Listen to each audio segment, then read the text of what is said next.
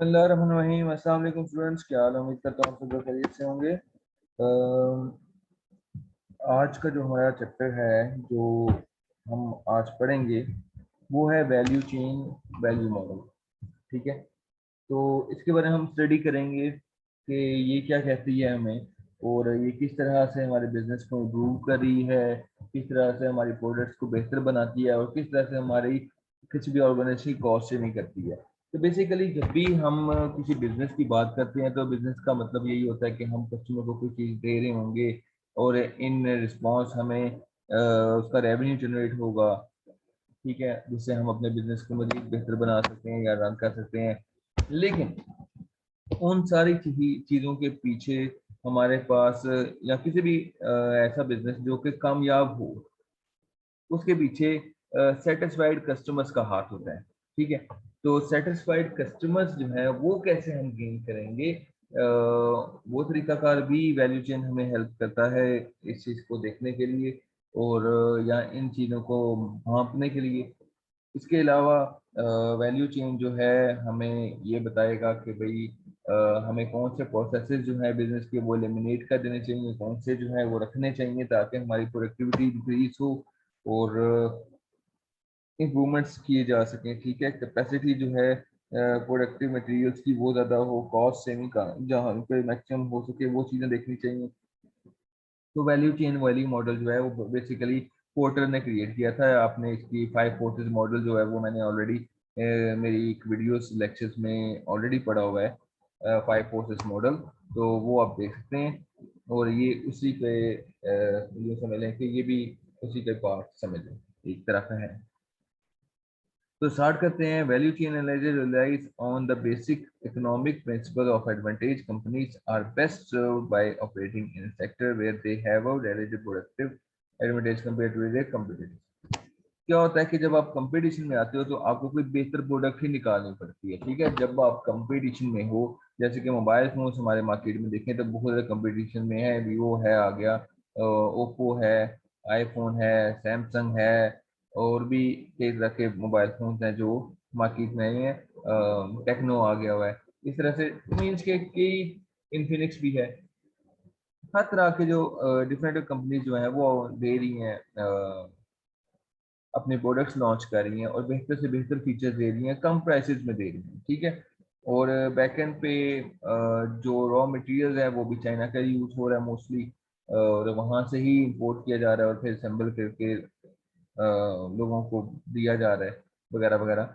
तो या फिर क्या कहते हैं, ओईएम किया जा रहा है, यानी कि परचेज किया जा रहा है और अपने नाम के मोहरें लगवाई जा रही हैं। तो ये सारा कुछ हो रहा है।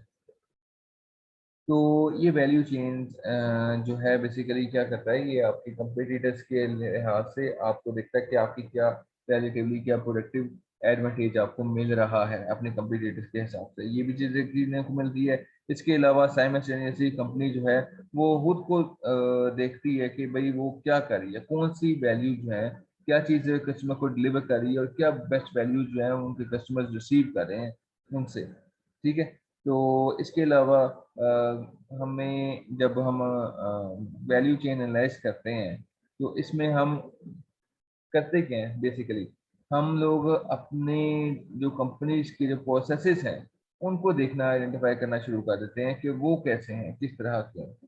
ठीक है, कि हम आइडेंटिफाई करते हैं कि हमारा जो the company begins bye identifying each part of its production process, यानी कि उसके प्रोडक्शन प्रोसेस का हर हिस्सा जो है उसकी छानबीन की जाती है।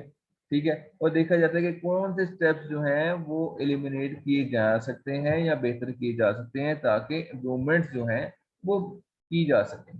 उसकी क्वालिटी को, प्रोडक्ट की क्वालिटी को बेहतर बनाया जा सके। कौन सी ऐसी चीज़ है जो फालतू में है, कौन सी ऐसी चीज़ है जो बेहतर की जा सकती है। ठीक है, तो वो सारी चीज़ें मेजर की जाती हैं, देखी जाती हैं। तो these improvements can result in either the cost saving और इम्प्रूव्ड प्रोडक्टिव कैपेसिटी। क्या होता है कि ये जो इम्प्रूवमेंट्स जो हम करते हैं इसका रिजल्ट क्या निकलता है? इसका रिजल्ट ये निकलता है कि जब, पहली बात है, हमने एक चीज़ को अच्छी तरह से देखा है, छानबीन किया है और कुछ इम्प्रूवमेंट्स की हैं या एलिमिनेट किए हैं कुछ प्रोसेसेस को, तो जाहिर बात है किसी ना किसी वजह से किया है और उसका कोई ना कोई साइड इफेक्ट होगा, या फिर साइड इफेक्ट ना हो तो कोई ना कोई फ्रूटफुल इफेक्ट होगा।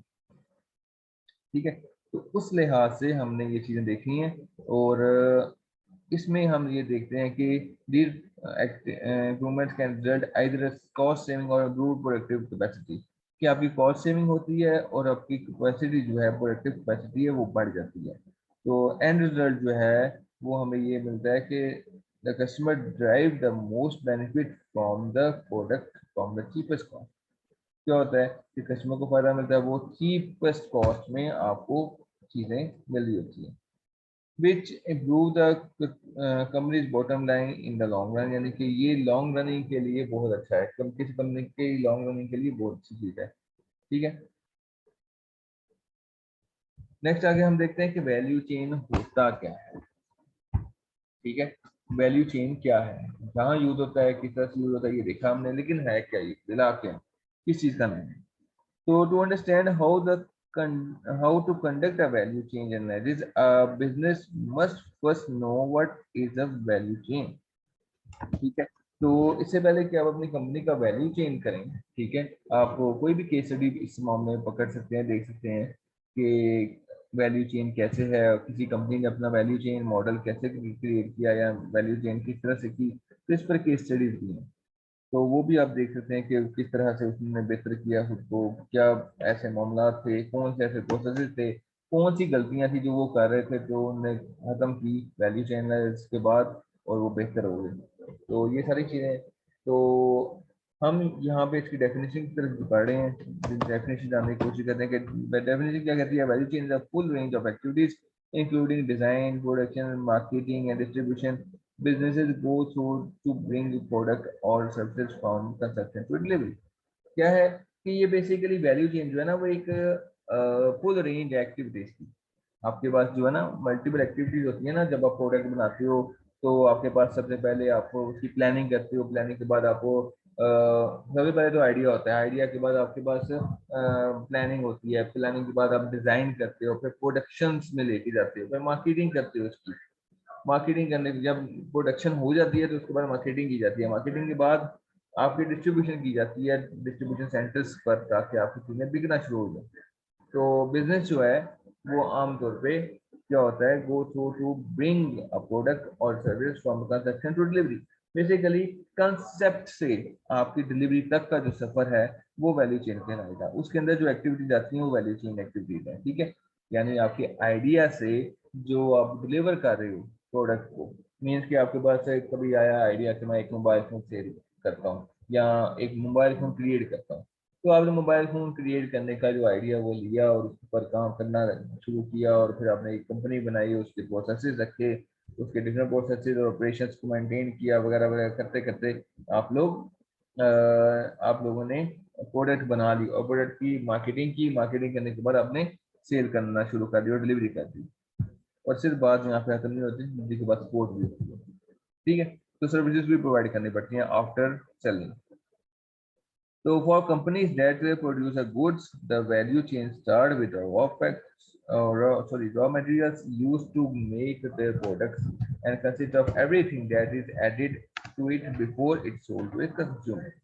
क्या होता है कि वो कंपनी जो अपने प्रोडक्ट्स को बेचना चाहती हैं, वो क्या करती हैं, वैल्यू चेन जो है वो स्टार्ट करती है। और ये स्टार्टिंग कहाँ से होती है, जरी बात है, जब आप एक कंसेप्ट लेके आते हो, उसके बाद आप प्लानिंग करते हो, तो आपके पास रिसोर्सेज भी होने चाहिए, तो आप रॉ मटेरियल्स इकट्ठा करते हो, आप रॉ मटेरियल लेते हो, जिसकी वजह से आपके प्रोडक्ट बनती है। ठीक है।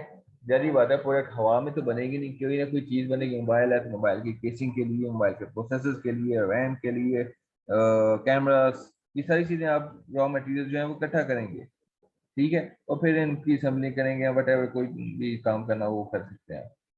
तो consist of it consists of everything that added to it before it sold to customer, यानी कि इसमें वो हर वो चीज होगी जो कि इस पे ऐड करेंगे आप, और आपकी प्रोडक्ट की शक्ल इख्तियार करे, प्रोडक्ट आपकी कंप्लीट बन जाए, और जिसमें आफ्टर टेस्टिंग कोई मसला मसाइल नजर भी ना आए, आप अपने एंड पर सेटिस्फाइड भी हों। और एक सर्वे पहले से आप करवा लेते हैं, ताकि लोगों की जो लिमिटेड सर्वे सा करवाते हैं अपने प्रोडक्ट देखकर, और उनकी रिव्यूज देते हैं, और उसके बाद आफ्टर मार्केट यानी कि मार्केट में से सोल्व करते हैं, ताकि लोग उसको परचेज करें। ये अच्छी कंपनीज करती हैं। What is the value chain? The process of actually organizing all these activities so that they can properly analyze is called value chain management. Value chain management क्या होगी कि भाई इन सारी चीजों को ऐसे प्रोसेस ये ऐसे प्रोसेस कराना है जिसमें अब उन एक्टिविटीज को जिनके बारे में हमने अभी जिक्र किया है, जिसमें आपके पास डिजाइन, प्रोडक्शन, मार्केटिंग, डिस्ट्रीब्यूशन वगैरह आ जाती है, तो इन एक्टिविटीज को आप ऑर्गेनाइज करते हो ताकि वो प्रॉपरली एनालाइज की जा सके, उन पर बाकायदा से गौर व फिक्र किया जाए, उनको स्टडी किया जाए डीपली, उन पर R&D की जाए ताकि वो बेहतर हो सकें। ठीक है, तो इसे वैल्यू चेन मैनेजमेंट कहेंगे। इसका गोल क्या होता है? इसका गोल होता है इस to ensure that those in charge of each stage of value chain are communicating with another to help make sure that the product is getting in hands of customer is seamlessly and quickly as possible। क्या होता है कि इस value chain management का जो मकसद होता है वो ये है कि आपने भी मेक श्योर करना है, आपने इस चीज़ की यकीन दहानी करनी है कि जो जितनी भी स्टेजेस से ये प्रोडक्ट गुजर रही है, ठीक है, आपने इनकी जो है कम्युनिकेशन जो है उस पर निगाह रखेंगे आप कि किस तरह से ये गुजरी है, इसमें कौन कौन से प्रोसेसेस इन्वॉल्व हैं और उनको कम्युनिकेट करना है एक दूसरे के साथ। ठीक है, तो to help make sure the product is getting in the right in the hand of the customers as seamlessly and as quickly as possible, ताकि आपकी जो प्रोडक्ट है वो आपके कंज्यूमर तक जाए seamlessly and quickly as possible. ठीक है, अब पोर्टर्स वैल्यू चेन के बारे में बात करते हैं। पोर्टर्स वैल्यू चेन क्या कहती है?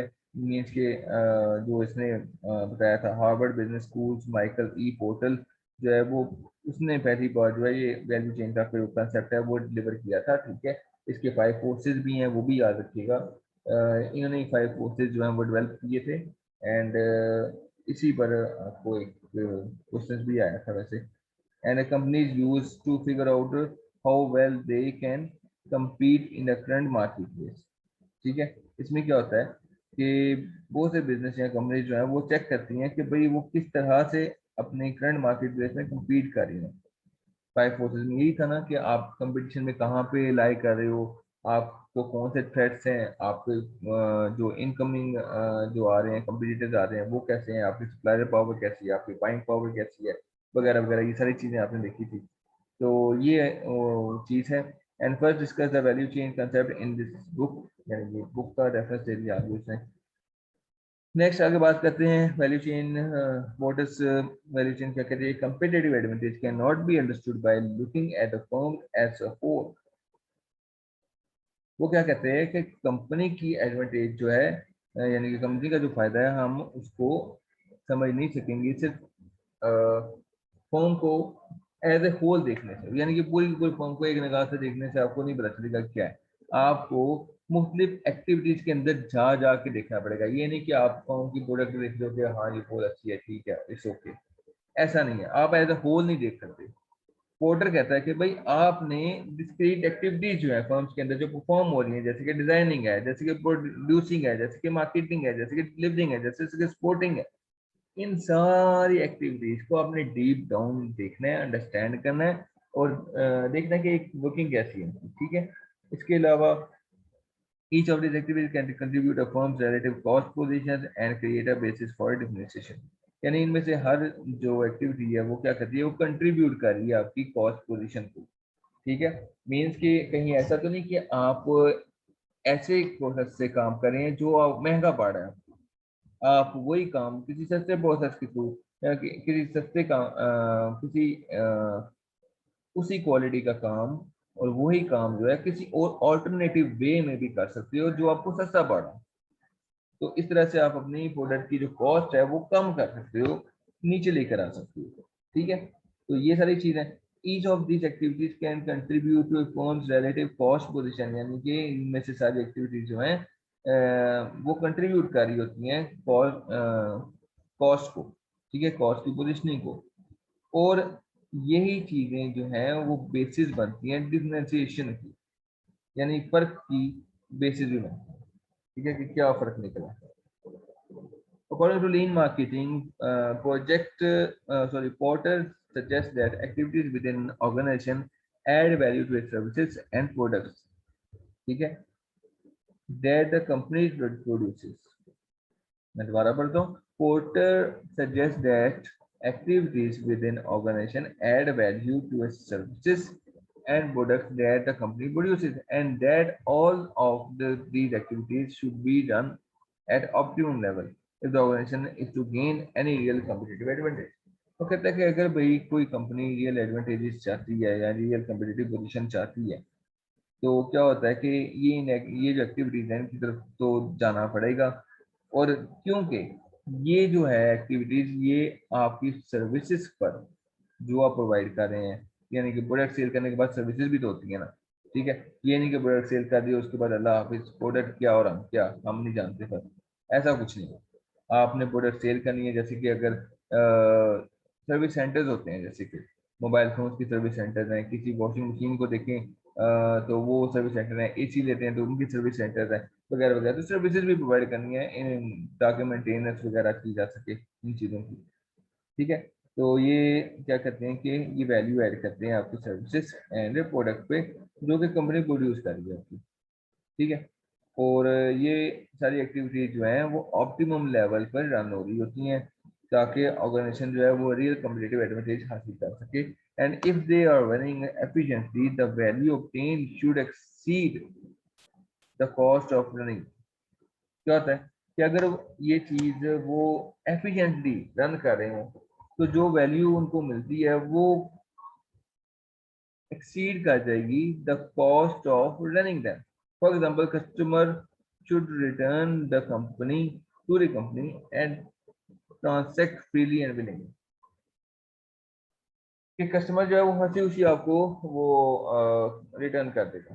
ठीक है, कंपनी शुड रिटर्न यानी customer should return the companies and transact freely and willingly.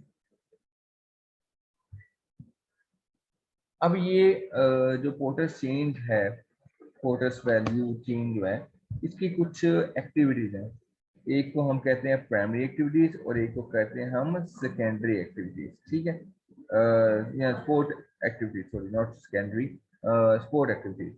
तो प्राइमरी एक्टिविटीज के अंदर आपके पास 1 2 3 4 5 5 चीजें आ जाती हैं.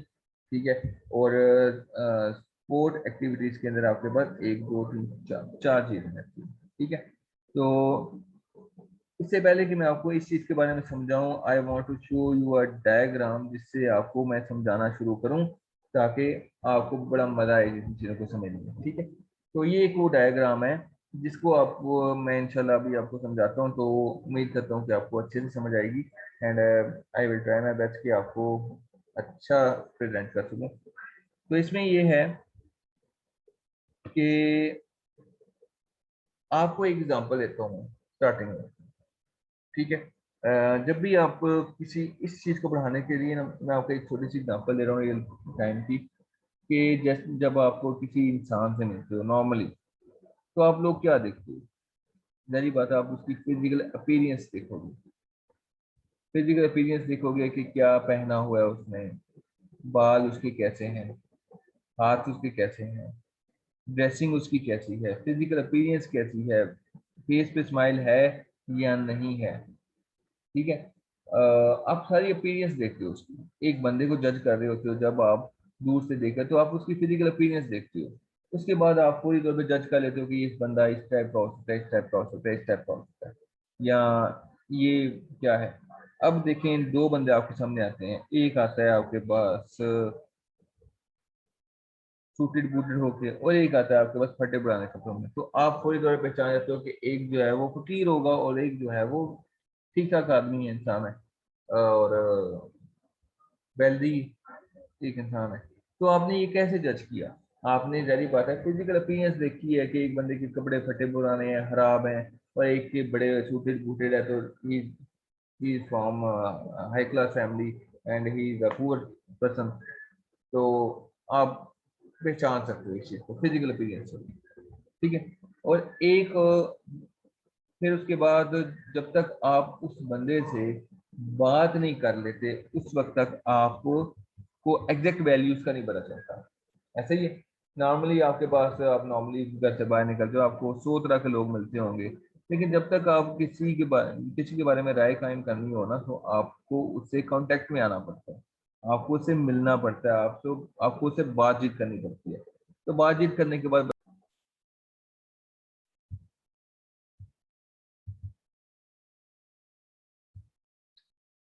जी तो बात हो रही थी कि हम ये फिजिकल अपीयरेंस देखकर हम ये जज करते हैं कि भाई ये बंदा कैसा है, किस तरह का है।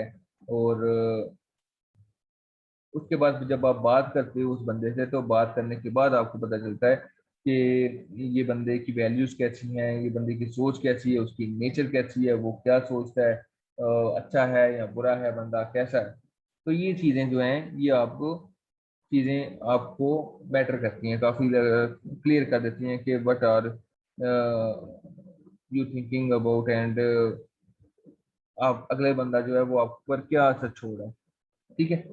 तो सेम यही एक्टिविटीज जो हैं, अब ये जो मैंने एग्जांपल दिया आपको कि एक बंदे को आप जज करते हो फिजिकल अपीयरेंस के साथ, लेकिन जब आप उससे बात करते हो तो आपको एक्चुअल वैल्यूज का पता चलता है कि वो एक्चुअली में कैसा है। ठीक है, फिजिकल अपीयरेंस जो है वो कैसी है वो तो एक अलग बात है, लेकिन ये है कि एक्चुअली में वो बंदा कैसा है, उसकी वैल्यूज देखकर, उसकी बिलीव्स देखकर, उसका माइंड देखकर आप जज कर सकते हो उस चीज को। ठीक है। तो सेम केस जो है वो value change in value model के साथ भी है। अब देखें प्राइमरी एक्टिविटीज जो हैं, जिसमें ये जो प्राइमरी एक्टिविटीज हैं ये फिजिकल अपीयरेंस की तरह है, जो मैंने एग्जांपल में आपको फिजिकल अपीयरेंस का बताया है ना। तो ये जो पांच चीजें हैं ये कैसे रिएक्ट करती हैं, ये फिजिकल अपीयरेंस की तरह रिएक्ट करती हैं। कि जैसे कि जिसमें आप नॉर्मली मार्केटिंग में आपने मतलब टीवी ओपन किया, और टीवी ओपन जब करते हो आप, टीवी देखना शुरू करते हो, तो मार्केटिंग डिफरेंट मोबाइल्स की मार्केटिंग हो रही होती है, ओप्पो की होती है, वीवो की होती है, आईफोन की होती है, और इसके अलावा सैमसंग की होती है, मतलब डिफरेंट मार्केटिंग हो रही है, वक्फे आ रहे हैं, ब्रेक्स जो हैं वो मिल रही हैं, एडवर्टाइजमेंट आ रही है। तो आप फिजिकली वो देख कर ना दिल करता है आपका, चलो मैं ये मोबाइल खरीद लूँ। ठीक है। लेकिन उसके बाद ये तो थी फिजिकल अपीयरेंस। ठीक है, जिसमें मार्केटिंग वगैरह, सेल्स वगैरह, operation, in bond, logistic services वगैरह चीजें आ रही। इसके बाद जो स्पोर्ट एक्टिविटीज है वो मेन चीज है। और वो क्या है, एग्जाम्पल मैंने जो बताया था ना कि जब आप किसी बंदे के एक साथ कांटेक्ट में आते हो और उससे बातचीत करते हो तब आपको एक्चुअली में पता चलता है। तो वो एक्टिविटीज जो है वो स्पोर्ट एक्टिविटीज हैं, ये देखी नहीं जाती, ये दिखाई नहीं देती, लेकिन एक्चुअली में एग्जिस्ट कर रही होती हैं। और जिस कंपनी की स्पोर्ट अच्छी होती है ना, लोग उसी की तरफ ज्यादा अच्छे से जाते हैं। यानी कि फर्ज करें मेरे मोबाइल में अगर कंप्लेन आ गई है, मुझे कंप्लेन है उससे, कोई कोई प्रॉब्लम आ गई है, तो मुझे बगैर तंग किए कंपनी जो है वो क्लेम दे अपना। ठीक है ना। तो ये स्पोर्ट एक्टिविटीज है। ठीक है। इसके अंदर ये दो पार्ट हैं इसके बेसिक वैल्यू चेन के, एक प्राइमरी एक्टिविटीज है और एक सपोर्ट एक्टिविटीज है। तो वन बाय वन हम देखते हैं, पहले प्राइमरी एक्टिविटीज को, उसके बाद सपोर्ट एक्टिविटीज को देखते हैं कि वो क्या कहती हैं। तो आमतौर पे ये सोर्सिंग एंड प्रोक्योरमेंट सिस्टम जो है आपके फर्म के अंदर टेक प्लेस हो रहे होते हैं।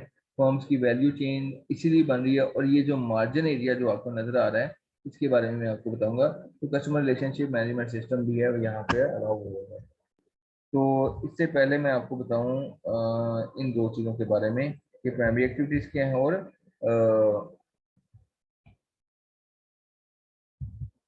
स्पोर्ट एक्टिविटीज क्या है। ठीक है। तो प्राइमरी एक्टिविटीज के बारे में जानने की कोशिश करते हैं। सबसे पहले देखते हैं इनबाउंड लॉजिस्टिक्स क्या है। इनबाउंड लॉजिस्टिक क्या कहती हैं, तो इसमें ये क्या होता है, this refer to everything involved in receiving, storing and distributing the raw materials use in the production process. यानी कि आपके प्रोडक्शन प्रोसेस के अंदर जितनी भी चीजें रॉ मटेरियल्स यूज होगा उसे हम इनबाउंड लॉजिस्टिक्स कह रहे हैं। कि ये इसमें हर चीज वो आ जाती है जिसमें हम रिसीव कर लेते हैं, स्टोर कर सकते हैं, डिस्ट्रीब्यूट करते हैं किस चीज को, रॉ मटेरियल्स को, जो कि हमारे प्रोडक्शन प्रोसेस में यूज होने वाला है। ठीक है। रॉ मटेरियल्स मोबाइल केस में अगर मैं बताऊं आपको, तो आपके पास रॉ मटेरियल जो है वो केसिंग, प्लास्टिक, मदरबोर्ड, रैम्स वगैरह, कैमरास वगैरह, कीपैड्स, पैनल्स, टच पैनल्स वगैरह, ये सारी चीजें आ जाती हैं। ठीक है।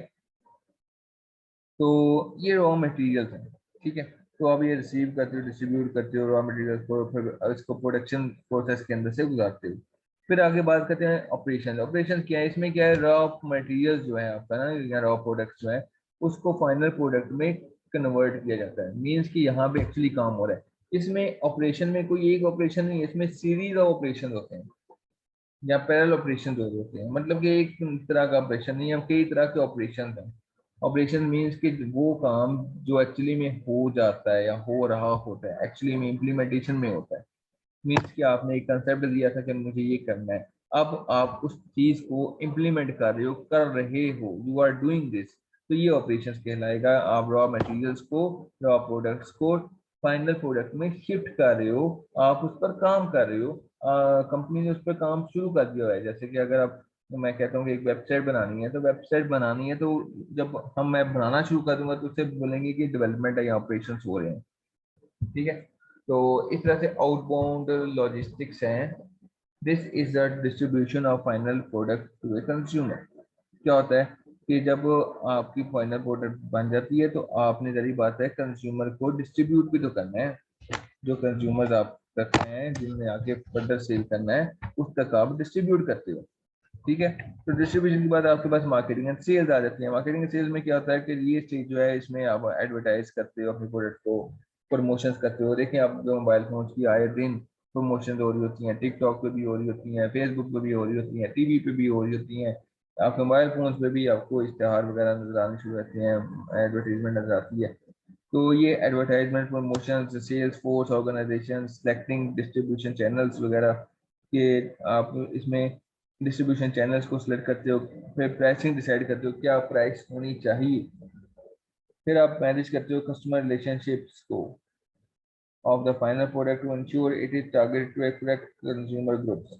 यानी कि आप क्या करते हो, इसमें कस्टमर रिलेशनशिप्स बनाते हो ताकि आपके फाइनल प्रोडक्ट जो है वो आपके सही टारगेटेड कंज्यूमर ग्रुप्स तक पहुंच सके, यानी जो कि सीरियस हैं, जो कि आपके टारगेटेड करेक्ट कंज्यूमर ग्रुप्स हैं, सही जगह पर सही मौके पर पहुंच सके।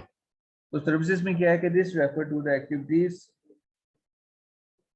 That are needed to maintain the products.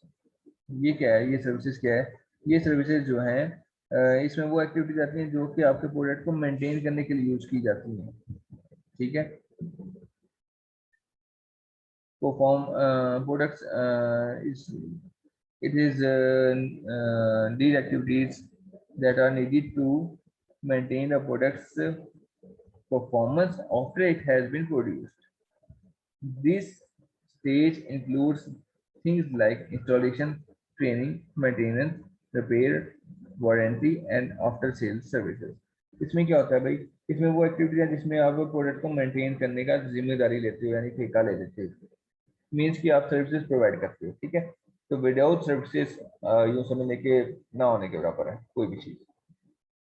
अगर आप सर्विसेज प्रोवाइड नहीं करते तो आपकी प्रोडक्ट ज़्यादा देर तक नहीं चलने वाली, कोई भी हो, ठीक है।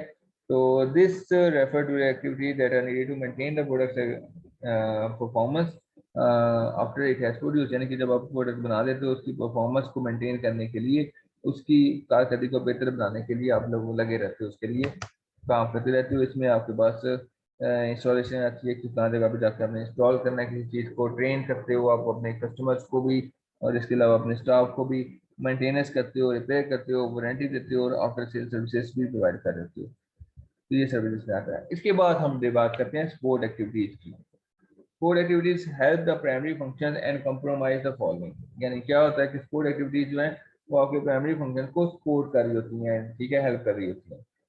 तो इसमें सबसे पहले आ रही है प्रोक्योरमेंट।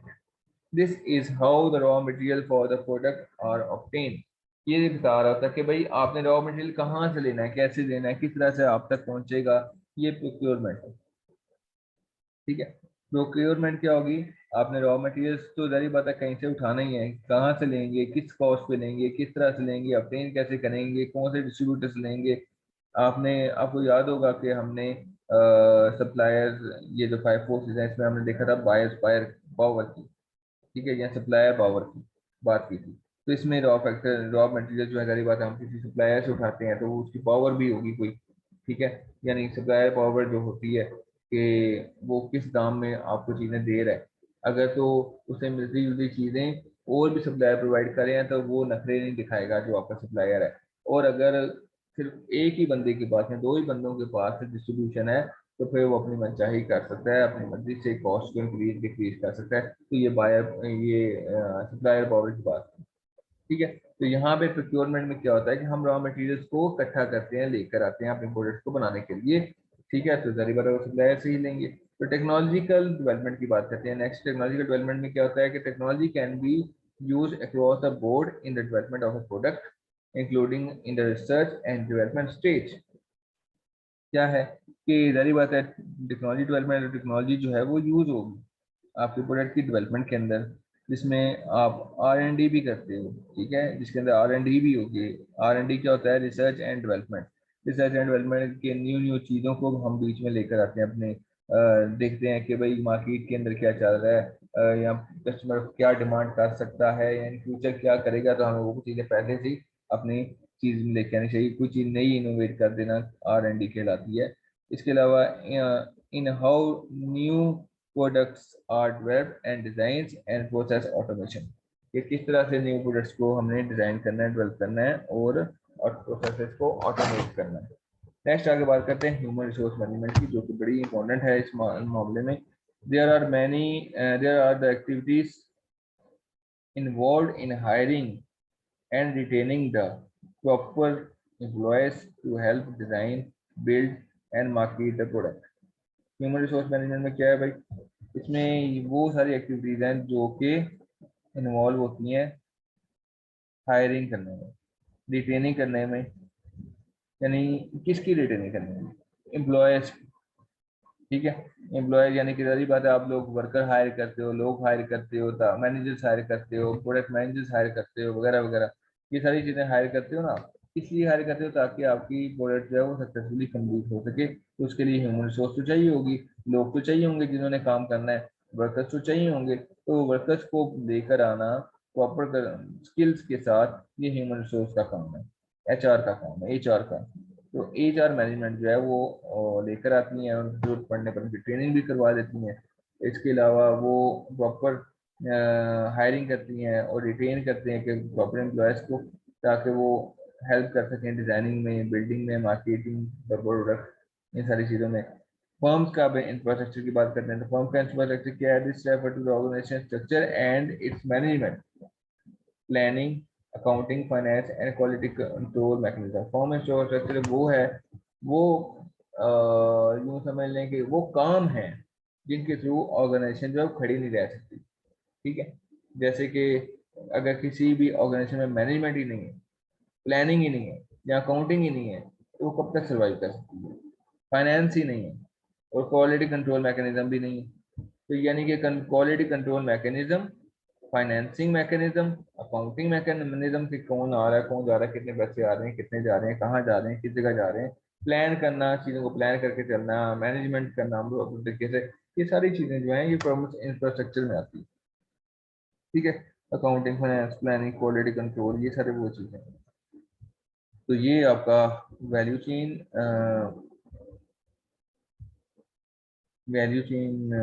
आपका लेक्चर था, ठीक है। आज का लेक्चर इतना ही था। इंशाल्लाह कल मिलते हैं नए लेक्चर के साथ। उम्मीद करता हूँ आपको समझ अच्छी आ गई होगी। नहीं आई या कोई भी प्रॉब्लम है तो आप लोग पूछ सकते हैं, ठीक है। Thank you so much. Allah Hafiz.